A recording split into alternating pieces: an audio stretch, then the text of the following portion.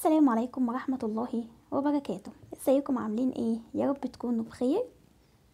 فيديو جديد من قناتي ايمان نصار، يا رب يعجبكم. يلا بينا. اسهل طريقة نعصي بيها ربنا من غير تأنيب ضمير هي المماطلة. كنت بتكلم مع صديقتي في مرة، فلفتت انتباهي لحاجة جميلة جدا في القرآن. احنا عندنا في القرآن قصتين. القصة الاولى، واحد ربنا قال له قوم اذبح ابنك، فكان رد فعله ان هو جاب ابنه حطه على الارض وجاب السكينة وحطها على رقبته.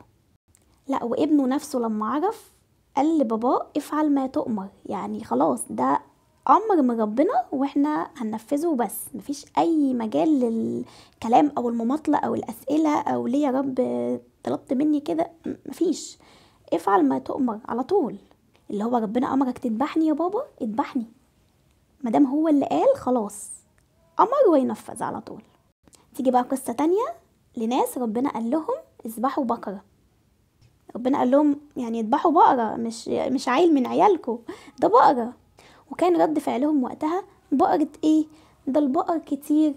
طب قول لنا لونها ايه؟ طب قول لنا هي عاملة ازاي؟ قول لنا بس التفاصيل واحنا باذن الله كده ايه، يعني الله المستعان بقى لما نبقى نلاقيها بقى نبقى ايه، نبقى الله ربنا يسهل. احنا مش رافضين امر ربنا لا سمح الله، ولكن احنا بس عايزين ايه، نفهم ونستعد ونرتب، وبعدين بقى ان شاء الله نبقى ننفذ يعني على طول. وفضلوا يمطلوا ويجادلوا لحد ما حتى لما ذبحوها، ربنا قال فذبحوها وما كادوا يفعلون. اللي هو يعني عمالين يمطلوا يمطلوا، ما كانوش عايزين يذبحوها، يعني اللي هو ذبحنا غصب عنهم بقى، اللي هو يعني خلاص. وللأسف الشديد احنا كمان بنعمل كده اوقات، لما بيكون امر ربنا مش على مزاجنا، لما نكونوا مش عايزين نلتزموا بامر ربنا او مش عايزين ننفذه، للأسف احنا بنعمل كده احيانا. وفي نفس الوقت بنكون مش قادرين نواجه نفسنا بالحقيقة، والحقيقة ان احنا عصاه، محدش بيحب يشوف نفسه عاصي. فبنلجأ بقى لحيلة المماطلة، اللي هو ايه، انا مش رافض امر ربنا هنفذه لكن مش دلوقتي. زي بنت كده تقول لها ايه يا بنتي انت كبرتي مش هتتحجبي، تقول لك لما استعد بعد كده، هو بس قرار صعب ومحتاج استعداد ومحتاج تفكير ومحتاج مش عارفه ايه. وتقول لك في الاخر ايه، ان شاء الله كده لما اكبر كده واكون مستعده ابقى البسه بقى بعدين، يعني اللي هو رمت الموضوع لاجل مش حدش عارف هي هتلبسه امتى. او ولد مثلا يقول لك انا عارف ان العلاقات اللي انا داخلها دي ما ترضيش ربنا، ولكن انا ان شاء الله كده ربنا بس يكرمني بالزوجه الصالحه وانا هسيبهم كلهم ومش هعمل حاجه غلط تاني.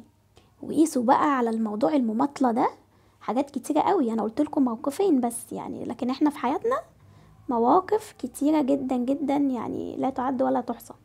ذنوب كتير عمالين نماطل في ان احنا نتوب منها، اوامر من ربنا عمالين نماطل في الالتزام بيها. وهنا بقى تيجي رسالة ربنا في سورة آل عمران لما ربنا قال وسارعوا إلى مغفرة من ربكم وجنة عرضها السماوات والأرض أعدت للمتقين. كأن ربنا بيعلمك هنا إن أنت تسارع في التوبة وفي الالتزام وفي الرجوع لربنا، وده لسببين. السبب الأولاني، لو أنت بتأجل التوبة والالتزام لبكرة فمحدش عارف بكرة فيه إيه، محدش فينا ضامن بكرة، ولا ضامن أنت يعني محدش ضامن أنت هتعيش بكرة ولا مش هتعيش بكرة.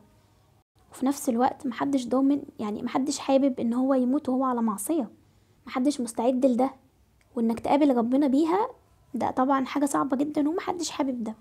تاني سبب، لحظات الهداية مش بتدوم، فلو انت في اللحظة دي في حتة في قلبك بتجرك ناحية حاجة كويسة او ناحية طاعة، امشي وراها واوعى تسيبها.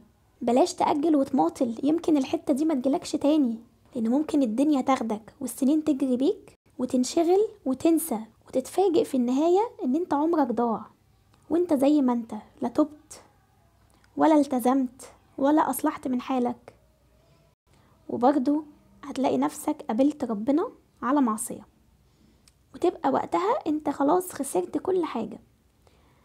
فلو جاتلك اللحظة دي، اللي هو كل واحد فينا بيبقى عنده حتة كده بتشده ناحية حاجة كويسة، امسك فيها وثبت فيها وما تسيبهاش، لان انت الله اعلم لو انت ما اتحركتش دلوقتي لربنا وقدمت الالتزام والطاعة وسبت ذنوبك، الله اعلم انت بعد كده انت هتبقى فين وبتعمل ايه، ودماغك دي هتبقى وصلت لفين، الله اعلم. فاستغل نقطة ان انت لسه فيك حتة خير بتجرك ناحية ان انت تعمل حاجة كويسة او ان انت تتوب. لحظات الهداية دي ما بتتكررش وما بتدومش. النهاردة موجودة بكرة ممكن ما تلاقيهاش خلاص. خد بالك لان هي لو راحت الله اعلم هي هترجع لك تاني ولا لا. اتمنى رسالتي تكون وصلت، اتمنى النصيحة تكون عجبتكم.